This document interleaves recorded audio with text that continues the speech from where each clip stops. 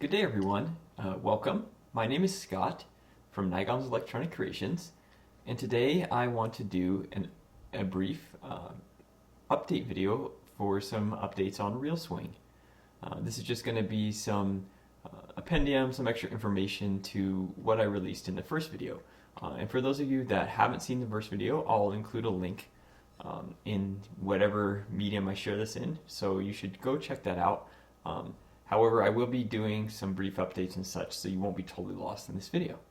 And one other thing I wanted to mention before I get going is you probably noticed that I'm doing this video a little bit differently. I'm sitting here right at the computer. There's really three reasons why I'm doing that.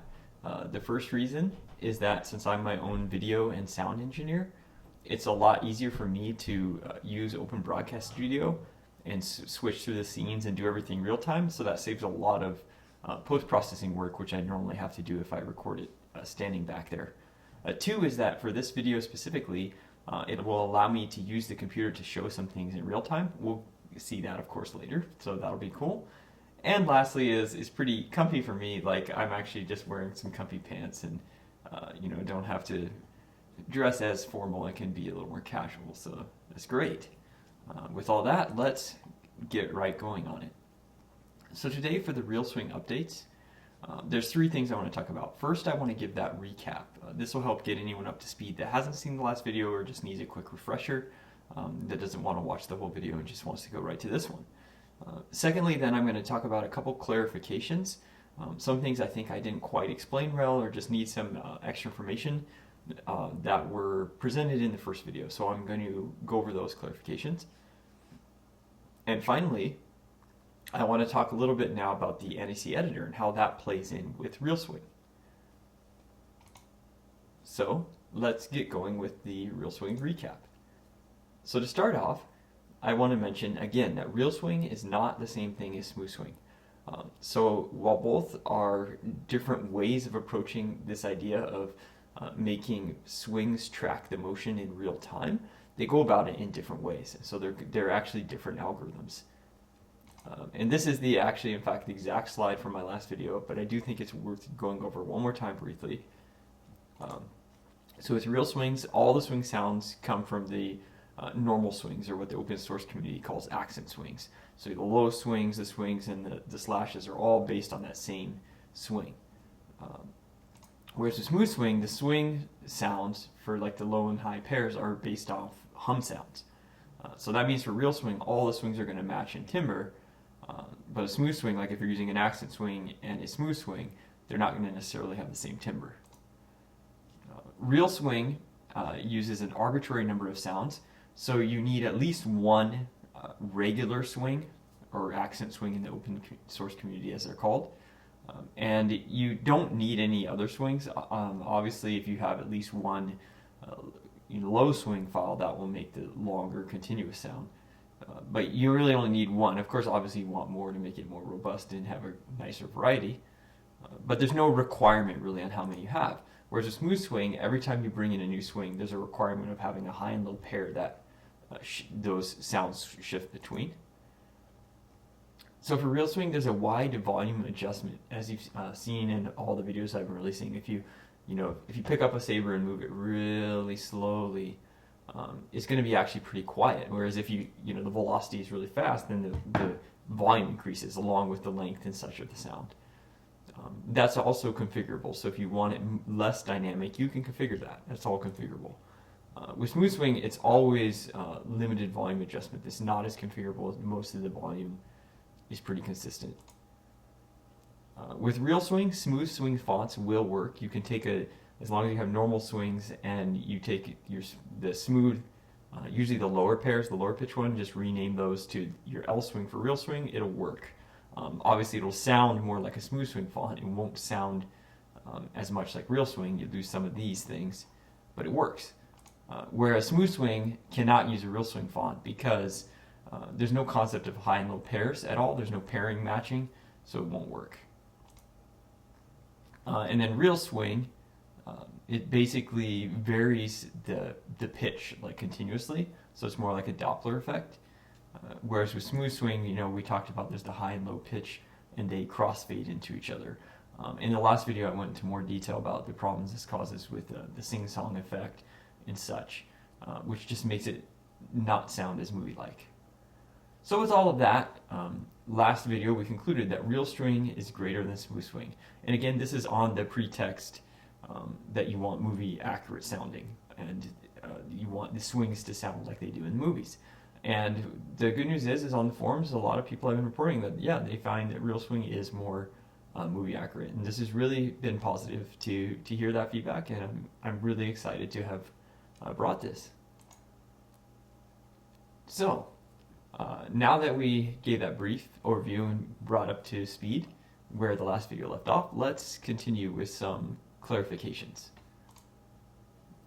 So specifically, I want to address these two issues. The first is that about using SmoothSwing fonts. We just in fact talked about that. I just want to clarify this to make it clear. And secondly, I want to talk about the fact that the low swings for RealSwing are they're non-looped. They don't loop. They're just a continuous pitch shifting sound. Okay, so for using SmoothSwing fonts, I just mentioned in the recap that you can use, usually you want to use the low of the low and high pairs and rename those to your lswing, and then they'll work. However, the one thing I kind of briefed over and wasn't quite aware of is that you do still need normal swings, or what the open source calls accent swings, so you need those as well for RealSwing to work. And what I didn't quite realize at the time is that a lot of SmoothSwing fonts don't come with those sounds.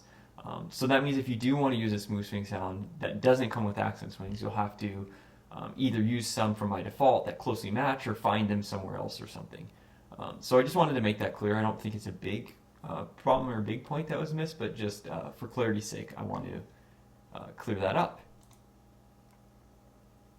And then secondly, the non-loop sound. So this, I think I didn't explain that well in the last video, so I want to try to explain it again to make it very clear. So in RealSwing, the lswing sound files are usually about 2 to 3 seconds in length, and they have like a swooping sound, but they're not looped. They just play out, as long as they can. The concern was that, if you spin the saber, like spin it like this, the sound will run out. But that's not the case, because the spin will always trigger a new motion. Why is that? Well, my board tracks velocity. And for those of you nerds like me who still remember, high school physics, velocity is actually, it's not just motion or speed, it's speed and direction, right? So there's two components to velocity. And what happens is when you're flicking the saber around, when you get around to here, your wrist flicks again. So that's actually a direction change, even though the speed stays the same. That's a direction change. So it will pick up that a new motion needs to trigger there. And this happens with any type of spinning that's close to your hand. You're always going to get like a new motion that triggers. So instead of just talking about it, let me go ahead and show that real quickly. Let me go to just the camera here.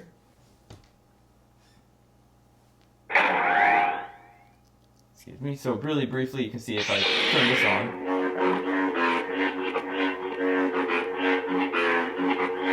So you can see that it definitely picks up, multiple instances of the swing happening as I'm spinning it around.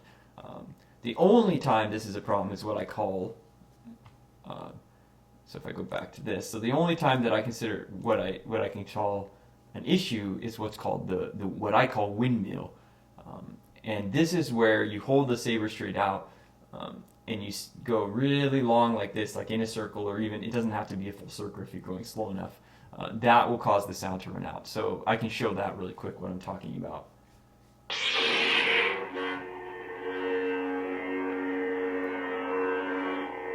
So you see up there, the sound ran out. But again, I premise that this is a very low use case scenario. Most people won't put their hand so far out and do some round thing. Most of the motions are going to be close to your body. And if they're not, mostly your swing is going to be less than that length. So I would say this is pretty much a non-issue, and I think that now that I showed it this way, this makes it way more clear why it's a non-issue. Alright, so now that we gave those quick clarifications and after we did the recap, it's time to talk about how the NEC Editor fits all into this. I hinted some stuff that maybe the NEC Editor will be updated, and now I want to talk about that. So let's start with a quick synopsis, which I think will make it clear what I was thinking about. So maybe this dates me a little, but maybe back when you were like me, when you were, in school, and like, you started buying all these cassette tapes to enhance your audio library. Like if you're into music, I was pretty big into, like rock at the time, stuff, Van Halen stuff. I don't know, like a bunch of weird stuff I was into when I was younger, and I started buying all these cassette tapes. Like, oh man, this is so cool! I'm gonna buy all these. I'm gonna have this library like for my whole life, or it's gonna be so great. All these stuff. Well, then guess what? The '90s, late '90s hit, and CD players became super popular, and now the cassette tapes just become like a pile of rubbish. They're completely obsolete. So that's bad. Like as a customer, you invest into something so much, and then all of a sudden it's just completely obsolete. That feels really bad as a customer. And so when I was creating RealSwing, I wanted to avoid this situation. Well, where does this situation apply? To me, what I was seeing where this would happen is with the fonts. Because if the RealSwing require those new sounds, all of a sudden all the fonts that you'd already purchased or anything aren't going to work with RealSwing. It will require new fonts potentially. Or it will require those old fonts to be updated by the manufacturer, and that could be a long time. So all of this was something that I really wanted to avoid. So enter the new NEC Editor. Well, it's the same editor, but the new update, that's the version 1.1.0 and up now. All of the new NEC editors are going to support the lswing generation. So any NEC font that you have, that works on your NEC board now, you with one click, technically two, because you go to edit and then you click the generate. But with basically one click, you will be able to generate your RealSwing sounds from the swing sounds, and that will allow any font that you've already purchased to just continue to work, and you'll get the new benefits of RealSwing. So let's go into that a little, like how that works, because that's pretty awesome sounding, but let's explain it a bit so you understand. So how does this low swing generation works? Well, basically the premise is that an lswing file gets generated for each swing file that you have in your font. So when you click that edit button, there's like in the code, it just goes through each swing and starts generating. So that pretty much implies that means that there's a one-to-one generation. So for every swing you have, you're going to get an lswing. In other words, the more swings you have, the more variety of lswings you're going to have. There's another thing in the automation, which is that any swing that's too short will just get skipped, because the lswing files need to be, like I said, 2 to 3 seconds. So to avoid creating ones that are only like less than 2 seconds, those will get skipped. And then finally, there's no user input required. You click that edit button and it works. However, I do want to call out, just in the rare case that you do, for some reason, find something's not quite right with a certain sound font, because I've tested quite a few fonts that were sort of standard Sabre fonts, and they all work great with these settings, but maybe you'll have a really bizarre non-Sabre font that you need to tweak things. And the good news is you don't need a new program from me. There is a configs.json actually, it's plural, in the app directory, so that you can edit that with any text editor if you need to change those. But I highly doubt you will ever change those. So don't worry about that too much, just as a side and keep it in the back of your head. And then I want to give a couple quick tips about generation, what makes this process work the best. So this is actually why I recapped the thing about smooth swing fonts too. Another reason is if you don't have any swing files, you're not going to get any generation, because it takes a swing and generates it to a low swing. So if you try to stick one of those smooth swing fonts through there that didn't come with any accent swings, you're not going to get any result positive at all. It's not going to do anything. So make sure that you have normal swings, because the L swings are generated from the normal swings. Secondly, is if a font already has L swings created, the app assumes that, hey, somebody spent time to make sure those were correct. So it doesn't generate any new ones. Even if there was only 1 or 2 in the folder, it'll be like, oh, somebody's already created L swing files.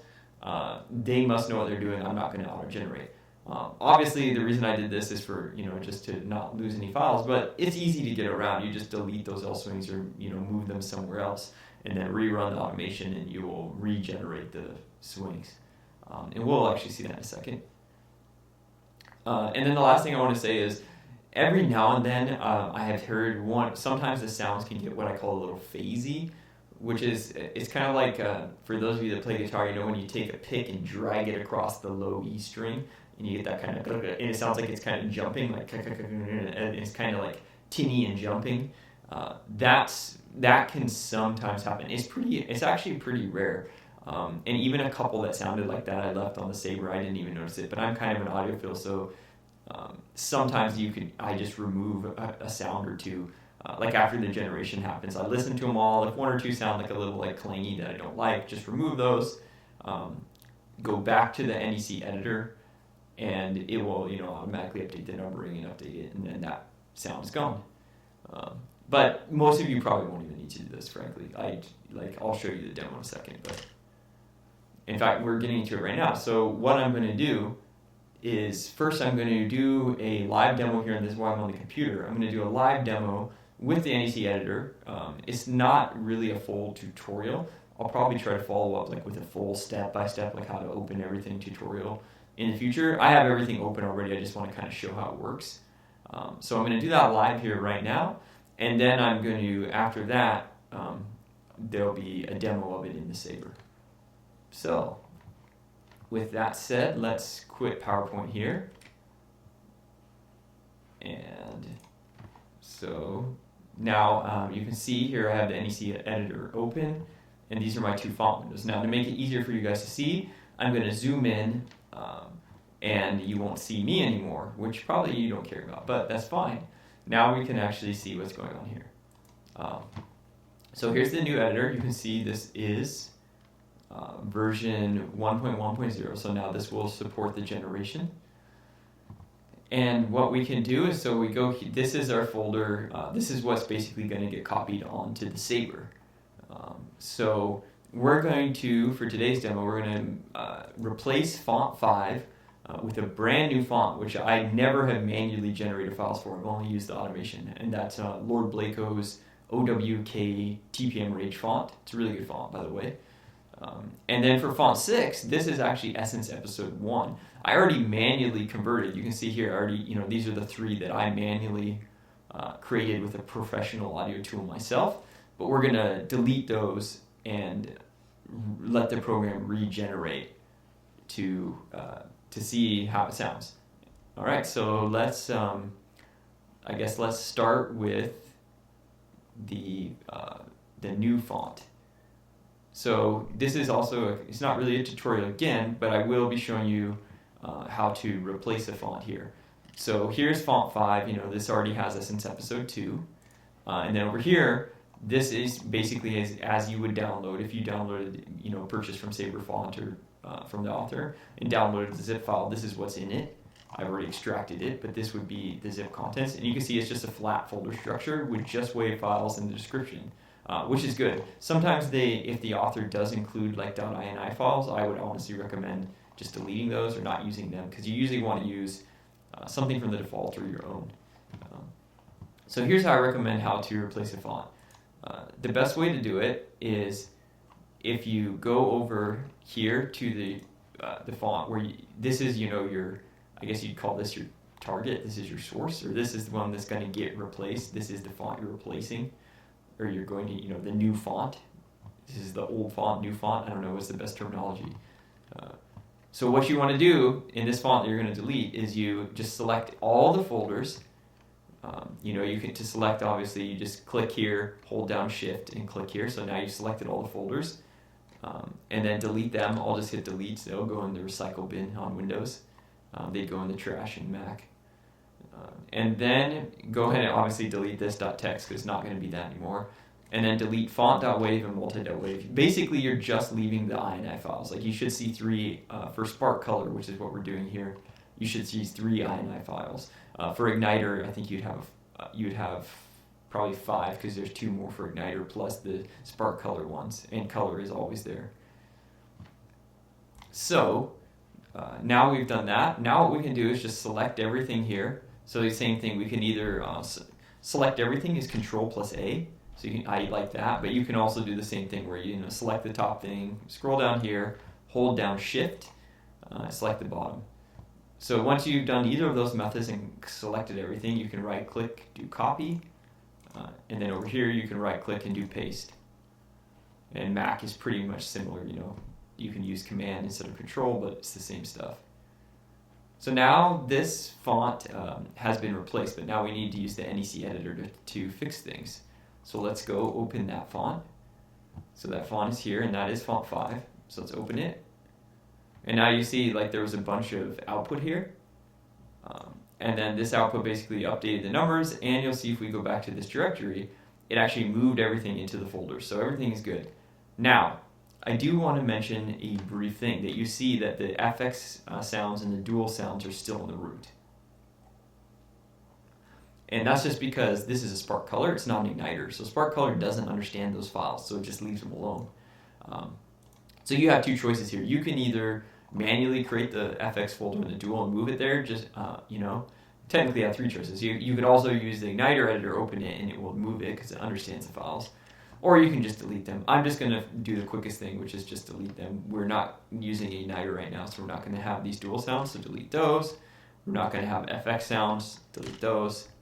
Again, I just selected it by clicking the top, holding Shift, clicking the bottom, deleting with the delete key. And there you go. We should have a font wave, a multi-wave. The description, still R3 and ionized. This font came with a boot, which isn't really used, but I just leave it there. That's fine. And then the editor moved everything. Now, once all that's done, make sure to go over here and save. I don't have autosave implemented yet. It's a feature that's on my backlog. I know I need to do it, but I haven't done it yet. Anyways, just make sure to click save. Be a compulsive saver. It's saved. And now, the last thing we need to do, as you can see, is, well, this is an older font, right? I mean, he didn't know to create these like 2 years ago when I hadn't created it yet, so lswing is empty, right? But that's a really simple fix. We just go here to edit, and then we do generate low swing waves, and then you can see here it's like generating. You can see there, when it's done, I'll show you that. There's a couple that said skipping, and it says like wave 12 is too short. So just skip that file because it was too short. And there's a thing about 4 that gets skipped. So now if we go back to the folder, there it is. We actually have, 12 got generated because 4 got skipped, and I believe there were 16, there were 16 swings. And you can see, you can just, for sanity, double check them. I see, it sounds really good. That sounds really good too. Yep, really good. So they pretty much, you could check them all or whatever, but they're pretty much good. Again, don't forget to be a compulsive saver. I will fix that eventually. But yeah, be a compulsive saver, save that, and now font 5 is ready. So let's do one more example. So let's go to font 6. This was Essence episode 1. And honestly, I think this was the worst font that I manually did for the low swing generation. It just sounded too, it had the problem, I think, what I mentioned in the video, which is that there were too many frequencies that were similar, and as they mixed together, it just sounded like a bunch of muddled noise. It's just not as good. So let's see if we can do a better job with the generation. So let's open that font, now that we saved this other font. So we just opened font 6. Now, watch this. If we go to edit, generate low swing waves, you see we get this error message like low swing waves already exist, aborting generation. Well, that's no problem. We know what we're doing, so hey, we want to delete those anyway. So let's go to the lswing folder. These are the 3 I created, so we'll just delete those. Now, if we go back here, you'll see it figured out that those were missing, so it updated. And now we can do generate low swings, and now we'll regenerate them. So now this font has the newly generated from automation low swing files. So we can, we can basically give that a go and see how it sounds. All right, so let me pull PowerPoint back up here. And let me go back to, there it is. So we went over that demo. I think that is pretty great. Now what I'm going to do is I did a demo in the Sabre with that SD card. In fact, I actually copied. I left the original episode 1. So what I'm going to do is play a demo of the original episode 1, then back to back immediately with the episode 1 with the new generated low swings, so you can hear the difference of how the generation did. Because honestly, in this case, the generation I think sounded more professional than me doing it with professional tools. And then I'm going to show you Lord Blakelow's. There's nothing compared to because I've never taken the time to manually do his font, and neither has he. I just used the automation and it sounds great. So let's play that demo and see how awesome it sounds.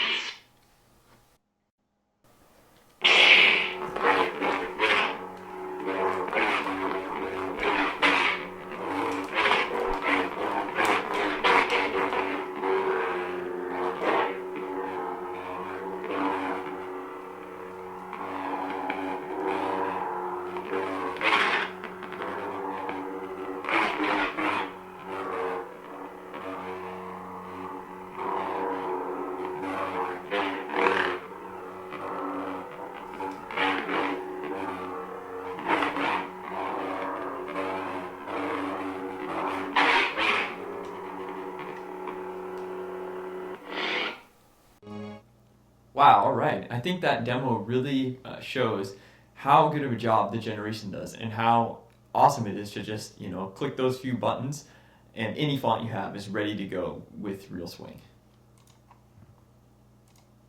So that's going to pretty much wrap it up for today. So we talked about, the RealSwing. We recapped what RealSwing was and what I released last time.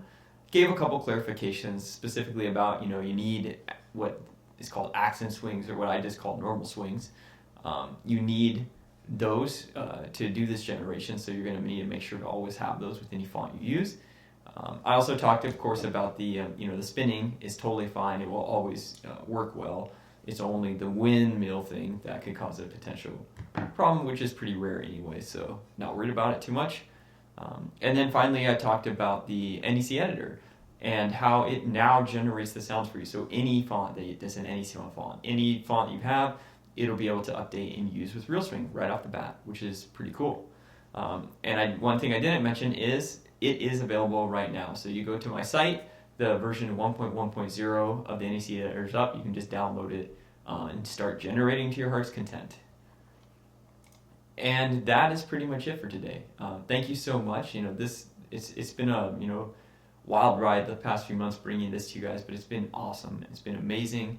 I praise God for the opportunity I've been given. Even my wife has been really into this feature. It's been really cool. She's not really into sabers so much, but she just thinks it's really neat, the technology and what's happening with this feature. So I'm really just blessed to be able to provide this. I can't wait to do more for you guys, and I will be talking to you on the forums and Facebook. Until then, see ya.